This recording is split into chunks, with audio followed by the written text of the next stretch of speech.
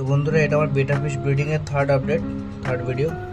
তোমরা এই যে গুড়ি গুড়ি গুড়ি গুড়ি ঘুরছে দেখতে পাচ্ছ, এগুলো হচ্ছে বেটা ফিশের বাচ্চা। ঠিক আছে, একটু তুমি ভালো করে ফলো করে দেখলে বুঝতে পারবে।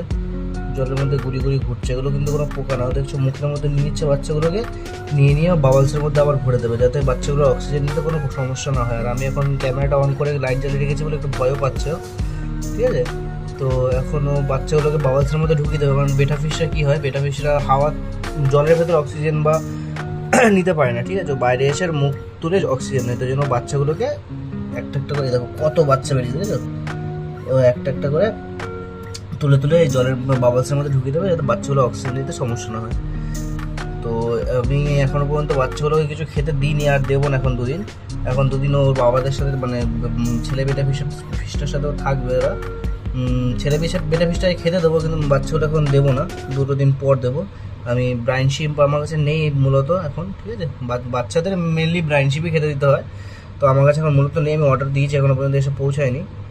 তো এই 2 দিন আমি খেতে দেবো না, বাবাটাকেই দেবো। আর যতদিন ওরা একটু ভালো করে সাঁতার কাটতে শিখছে, খেতে না দেওয়াটাই বেটার অ্যাকচুয়ালি। তো তোমাদের পরের দিন ব্রাইন শিম কী করে রেডি করে আর বাচ্চাদের কী করে খাওয়াতে হয় সেগুলো সব তোমাদের জানাবো। তো সেগুলো দেখতে হলে আমার চ্যানেলটা সাবস্ক্রাইব করে নিও। Tata, bye bye.